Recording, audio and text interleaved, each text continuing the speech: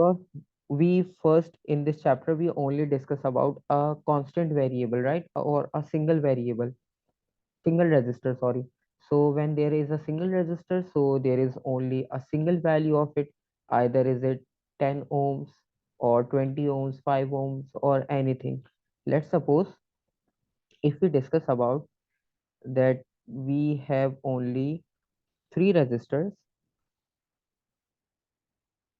So एक situation है और हमारे पास there are only three resistors. Let's suppose R1 is equals to 2 ohms and R2 is equals to 1 ohms and R3 is equals to 5 ohms, right? अच्छा, जो हमारे पास basic resistors हैं, so the values of basic resistors which we already have resistance of 2, 1 and 5 ohms. But according to our circuit, जो हमारी final requirement है, so according to our requirement we need a resistor of 8 ohms. So हमें 8 ohm का resistor चाहिए basic, लेकिन हमारे पास 5, 2 और 1 ohm के resistor है. तो हमें क्या करना चाहिए? हम इन्हें ऐड अप कर Combine them? कंबाइन कर लेंगे. अब कंबाइन करने में प्रॉब्लम ये है, if you remember the symbol diagram of register और a circuit diagram for that. So circuit diagram will be like this,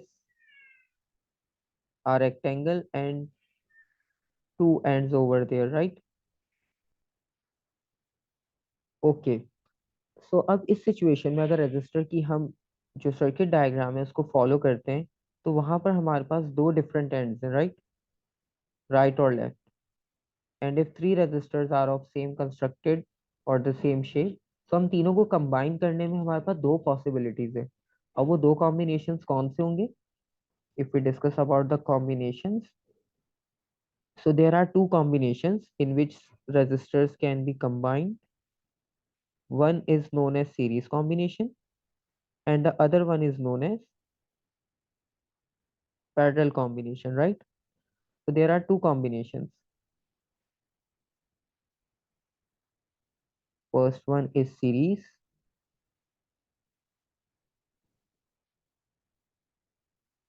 तो सीरीज और पैरेलल में डिफरेंस क्या होगा? Any idea?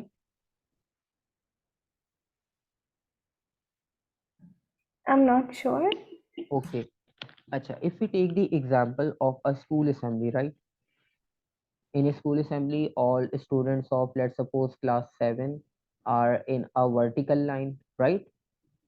All students are on the back side of one another.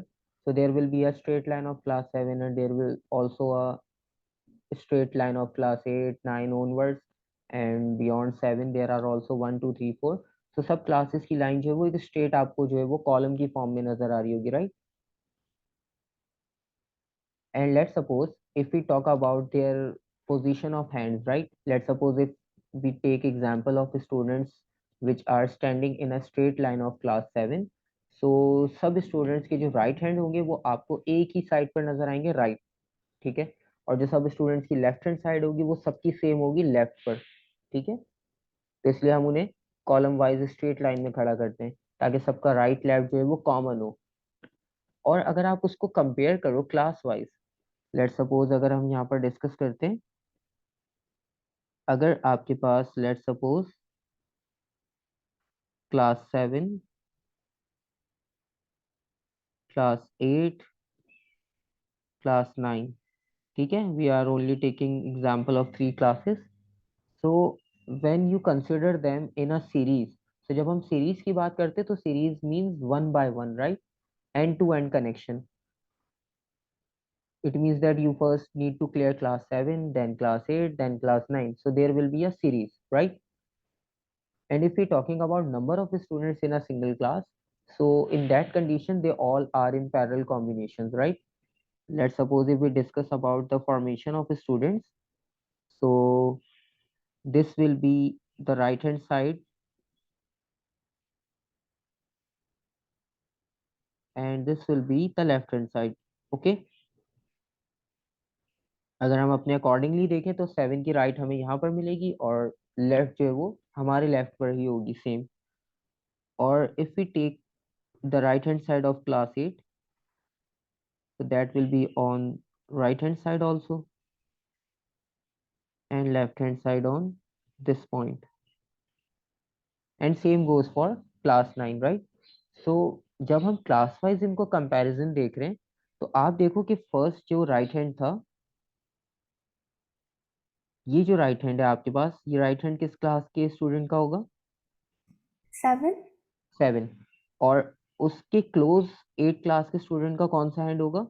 Left hand side. Left. ठीक है। तो one by one आप classes को काउंट करो तो लेफ्ट राइट कॉम्बिनेशन होगा। ठीक है। सो वो एक सीरीज बन रही है लेफ्ट राइट करके। ठीक है।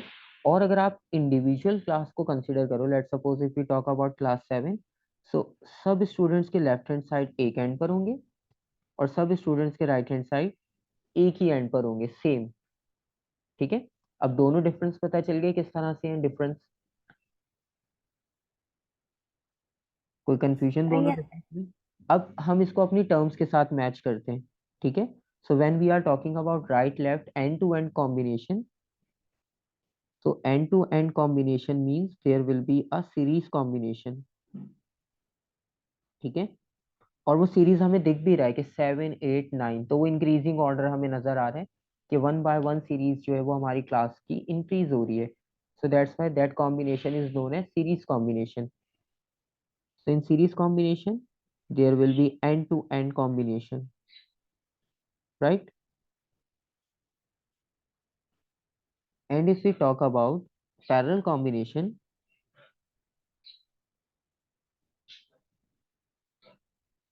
so what is the difference in parallel combination as compared to series? They are the same time. Same and yes. So in simple words, we need to remember that same and combinations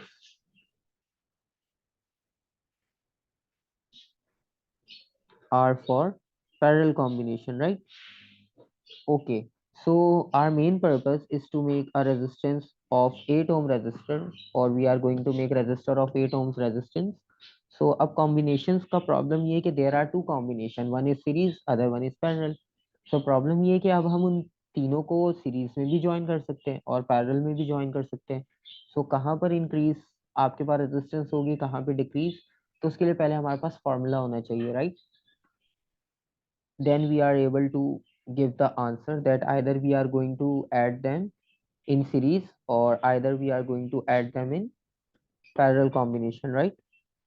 So let's suppose if we join them in a series combination, तो हम पहले series combination की बात करते हैं और series combination में हमें उन्हें एंड टू एंड कनेक्ट करना है।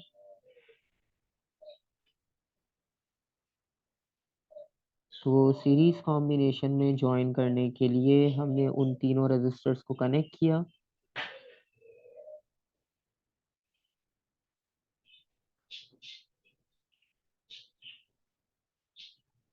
So now three resistors are in series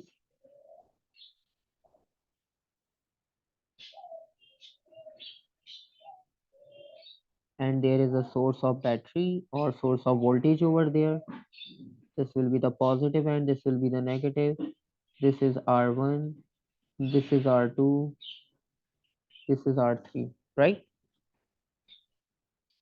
So now when charges starts flowing from positive to the negative end, so there are three resistors in a row in a straight line. So now we need to find out that their resistance will increase or decrease. If we just discuss about their conclusion, so their final conclusion is that कि उनकी resistance जो है वो individual resistance से increase होगी, लेकिन उसका reason क्या होगा वो भी इम्पोर्टेंट है हमारे लिए समझना कि वहां पे रेजिस्टेंस इंक्रीज क्यों हो रही है। ठीक है। अच्छा, अब यहाँ पर इस सर्किट में बात करें तो ओम्स लॉ के अकॉर्डिंगली हमारे पास थ्री क्वांटिटीज थी, राइट? तो ओम्स लॉ में हमारे पास तीन क्वांटिटीज होती है डिफरेंट, वोल्टेज, इलेक्ट्रिक करंट और रेजिस्टेंस, राइट? रेजिस्टेंस तो हम फाइंड आउट कर ही रहे हैं। ठीक है, वो तो अननोन है कि तीनों को कंबाइन करना है हमने, तो 8 ओम आएगा ये नहीं आएगा ये तो हम चेक कर रहे हैं। और अगर वोल्टेज और करंट की बात की जाए तो दोनों में से कौन सी क्वांटिटी आपके पास इस सर्किट में कांस्टेंट होगी? वैल्यू ऑफ इलेक्ट्रिक करंट और the value of voltage? Voltage, Voltage will be same current.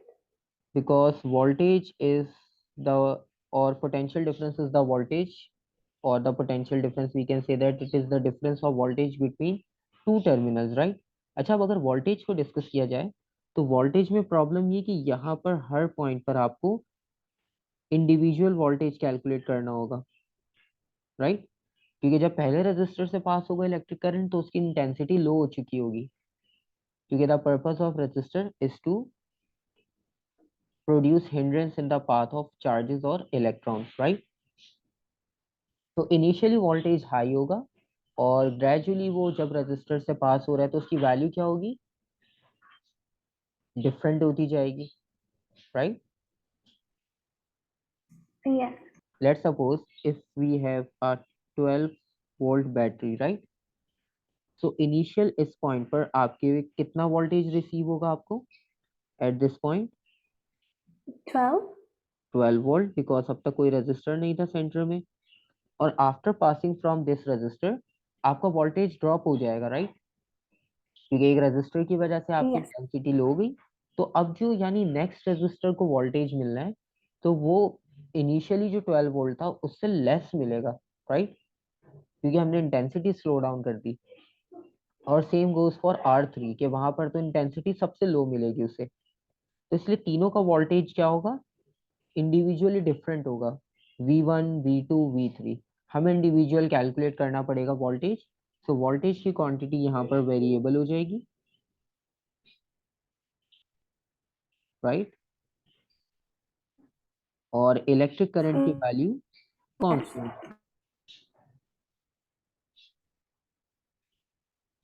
Okay, any confusion? No. Okay, so यहाँ पे इक्वेशन ड्राइव करना कंपलसरी नहीं है, लेकिन सिर्फ कॉन्सेप्ट समझना था यहाँ पे कि करंट कांस्टेंट होगा या वेरिएबल, और वोल्टेज वेरिएबल है तो उसका रीजन क्या है, करंट कांस्टेंट है तो उसका रीजन क्या है। और करंट कांस्टेंट होने का रीजन ये है कि current is basically the flow of charges, right? So आपके पास यहाँ पर एक ही पाथ है, तो करंट ने सिंपल एक ही पाथ को फॉलो करते हुए कवर करना है पूरा distance. So that's why the value of electric current will be constant. So finally we need to find out the voltage, because voltage जो है वो individual resistance का different होगा। तो final voltage will be equal to the initial voltage or the individual voltage of all the resistors, right?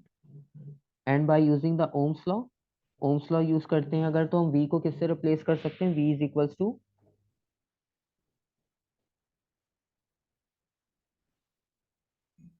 equals to IR, right? अगर हम Ohm's law का basic formula use करें, Yes. so V is equals to IR।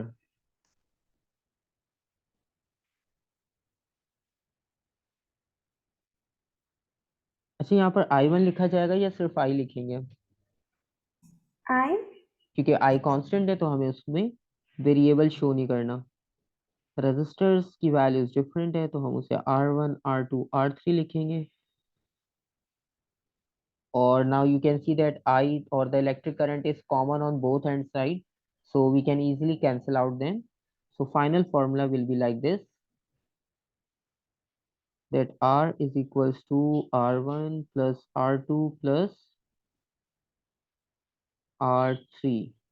सो ये आपकी final equation है, आपको सिर्फ ये ही याद रखना है।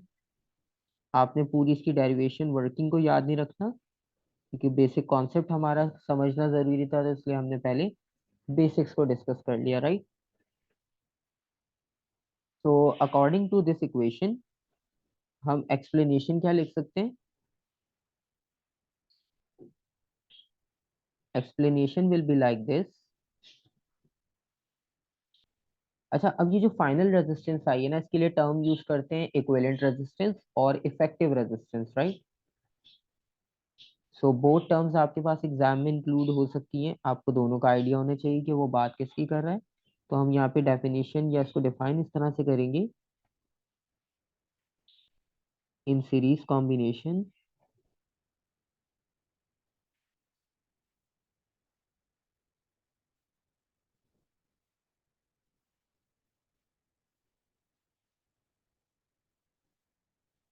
in series combination the effective,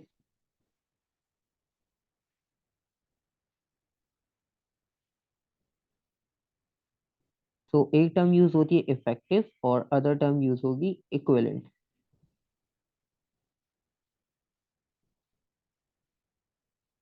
The effective or equivalent resistance,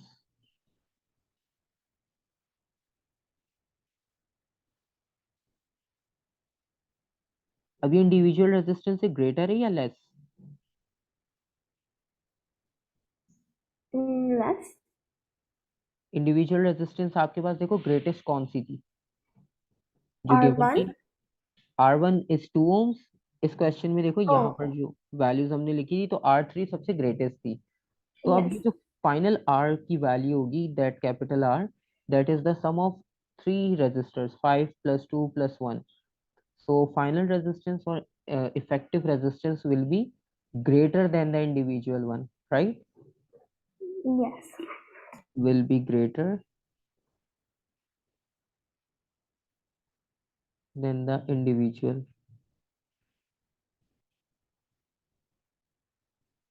so greater तो आएगी, लेकिन एक हिंट इसमें याद रखना है कि जो भी आपके पास इंडिविजुअल रेजिस्टेंस गिवन है उन सब से ग्रेटर होगी.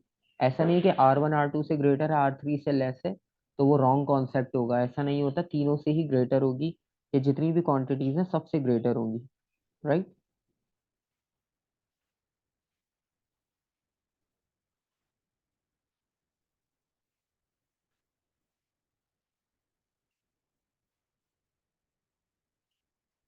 So this is the final conclusion of series resistance, that effective or equivalent resistance will be greater than the individual resistance, right? So जो हमने तीन रेजिस्टर्स चूज किए थे इनिशियली, तो उसका सॉल्यूशन आपको यहाँ मिल जाएगा कि you can simply add them in series combination like 5 + 2 + 1, so you will get the resistor of 8 ohm resistance, right?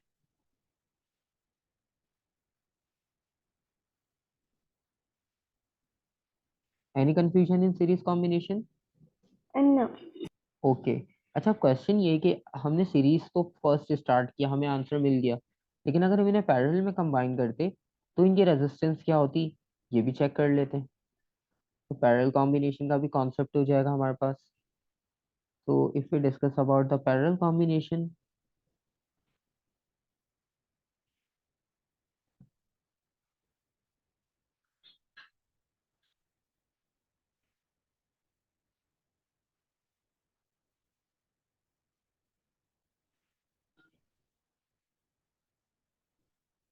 So parallel combination के कॉन्सेप्ट में हमारे पास सबसे पहले अगर हम इसकी सर्किट डायग्राम देखें, सर्किट डायग्राम यहाँ पे सीरीज की डिफरेंट थी, और अब हमें थोड़ी सी डिफरेंट डायग्राम बनेगी पैरेलल कॉम्बिनेशन की, क्योंकि पैरेलल कॉम्बिनेशन में same ends are connected at one end and the other end on the second terminal. तो हम इसको इस तरह से कंबाइन कर सकते हैं. हमने तीनों रेजिस्टर्स को पैरेलल रखा.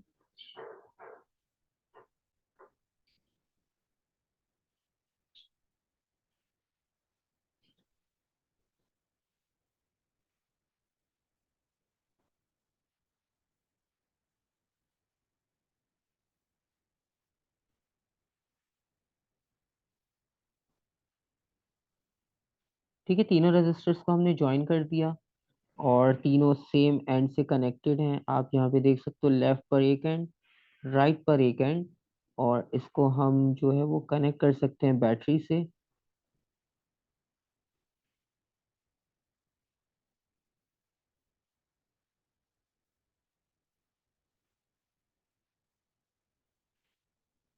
ठीक है, तो ये सेटअप हो गया आपके पास पैरेलल कॉम्बिनेशन के लिए. सेम रेजिस्टर्स हैं R1, R2, R3, and three of them are connected in parallel combination. ठीक है, लेफ्ट हैंड साइड लेफ्ट पर कनेक्ट है, राइट हैंड साइड राइट पर कनेक्ट है. ठीक है. अच्छा, अब यहाँ पर हम वोल्टेज, करंट और रेजिस्टेंस की बात करें तो कौन से फैक्टर्स यहाँ पर वेरिएबल होगा? रेजिस्टेंस तो हम फाइंड आउट कर रहे हैं, again according to Ohm's law, R जो है वो तो अननोन होगा, और वोल्टेज और करंट में से अगर हम कंपेयर करते हैं तो विच quantity will remain constant? Current? Current तो सीरीज में कांस्टेंट था। देखो होगा क्या यहाँ पे, जब इलेक्ट्रिक करंट पास होगा और ये जो एक एंड ग्रीन कलर से हमने ड्रॉ किया, एक लेफ्ट पर एक राइट पर, तो इस एंड पर आने के बाद मल्टीपल पाथ्स होंगे to travel through the circuit, right? Let's suppose if we take the example of electric current, तो इलेक्ट्रिक करंट जब फ्लो होगा आपके पास, तो वो इस एंड पर जाने के बाद उसको कोई ये भी डायरेक्शन मिलेगी, ये भी डायरेक्शन होगी और डाउनवर्ड डायरेक्शन भी। So current will have three multiple paths to travel through. और ऐसा नहीं होता कि सर्किट में वो वन बाय वन ट्रैवल करे। सो current will always travel in a single time. So single time में वो तीनों डायरेक्शंस में फ्लो करेगा, राइट? तो इसका मतलब ये कि इलेक्ट्रिक करंट की वैल्यू जो है वो वेरिएबल होगी, क्योंकि हमारे पास रेजिस्टेंस की वैल्यू भी डिफरेंट थी। तो जहाँ हाई रेजिस्टेंस होगी वहाँ इलेक्ट्रिक करंट की वैल्यू क्या होगी? When there is high resistance, so there will be low value of electric current, right? Yes. और जहाँ पे लो रेजिस्टर होगा, so the value of electric current will be greater at that path or on that flow of charges. So इस difference की वजह से यहाँ पर करंट जो है वो वेरिएबल हो जाएगा, राइट? क्योंकि वो तीन पार्ट्स में डिवाइड हो रहा है और वो डिपेंड करता है रेजिस्टर पे कि रेजिस्टर्स की कैपेसिटी क्या है। तो इसलिए फिर हम यहाँ पर लिखते हैं कि वोल्टेज जो है वो अब कांस्टेंट होगा, क्योंकि अब दो टर्मिनल्स हैं। अब हमने सिर्फ जो वोल्टेज को मेजर करना है वो starting from this terminal ending on this one. So हम इजीली अब वोल्टेज जो है वो सिंगल टाइम में कैलकुलेट कर सकते हैं। और the value of electric current becomes variable. So again अगर हम रेफरेंस ले Ohm's law, V is equals to I R, तो अब हमारे पास क्योंकि इलेक्ट्रिक करंट वेरिएबल है तो हम इलेक्ट्रिक करंट को सब्जेक्ट बनाएंगे। सो V over R is the concept. आपको ये डेरिवेशन पूरा याद करने के लिए या प्रैक्टिस करने की नीड नहीं है, कॉन्सेप्चुअली याद रखने के लिए ज़रूरी है कि अगर कहीं भूल जाओ तो आप इस कॉन्सेप्ट से रिवाइज कर सकते हो, ड्राइव कर सकते हो, वरना derivation is not the part of your exam. Okay, so अब क्योंकि इलेक्ट्रिक करंट वेरिएबल है तो इलेक्ट्रिक करंट को फाइंड आउट करने के लिए हमें इंडिविजुअल इलेक्ट्रिक करंट एडअप होना पड़ेगा यहाँ पर। So I will be equal to I1 plus I2 plus I3, that will be equal to V over R is equals to V over R1 plus V over R2 plus V over R3. Now if we take common voltage from this equation will finally become 1 is equals to R1, R2 and R3. So इस बार हमारे पास value जो है वो reciprocal में, right? सो इन parallel combination में हमारे पास क्या होगा कि रेजिस्टेंस की वैल्यू जो है वो डिक्रीज हो जाएगी, क्योंकि यहाँ पे रेसिप्रोकल में value, right? So we can write as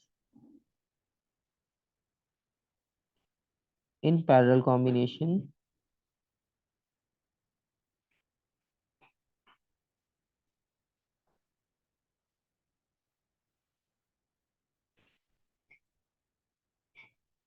the effective और equivalent resistance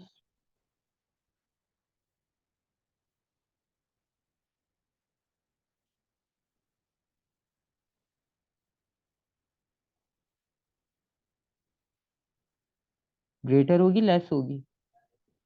Mm, Less? Yes, will be. और एक जो हम यहाँ डेफिनेशन में लिख रहे हैं कि the effective resistance will be less than the individual resistance. तो इसका मतलब ये कि जो स्मॉलेस्ट रेजिस्टर हमने कनेक्ट किया that is of 1 Om.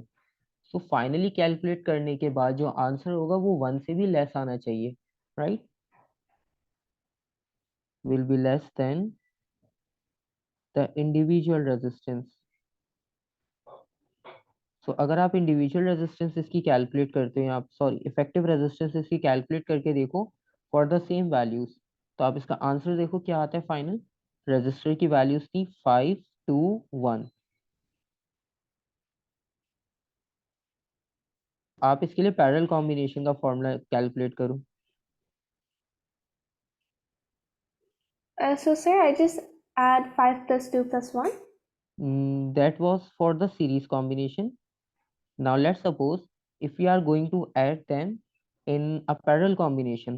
So combination will be like this: 1 over r is equals to 1 over, what is the value of r1? 1. 215. So r1 is equals to 2, r2 is equals to 1. Order का कोई issue नहीं है क्योंकि सब add ही हो जाएगा finally 1 over 5. So 1 over r is equals to 0.5 plus 1 plus 0.2. So that will be equal to 1.7. अच्छा, अब 1.7 जो है ये फाइनल आंसर नहीं है, ठीक है, क्योंकि यहाँ पर 1 ओवर आर लिखा है रेसिप्रोकल। हमें इसे आर फाइंड आउट करना है, सो हम इसे क्रॉस मल्टीप्लाई कर देंगे। So R is equals to 1 over 1.7, right?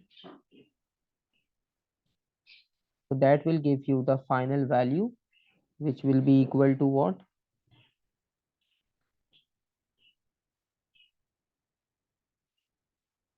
So the final value is equals to 1 divided by 1.7, 0.58.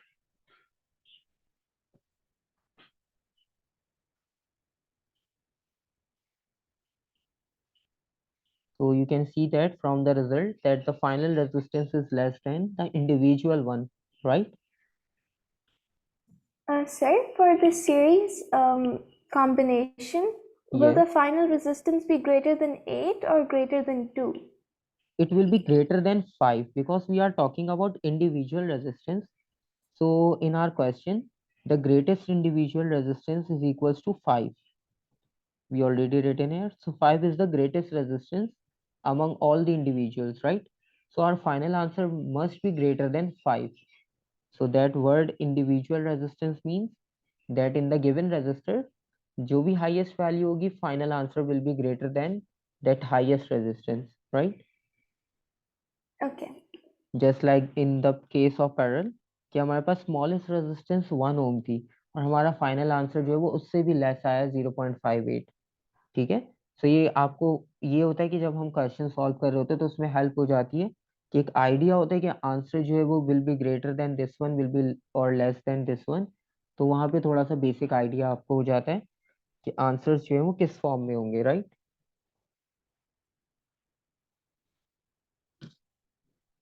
So this is the part of combination of registers, right?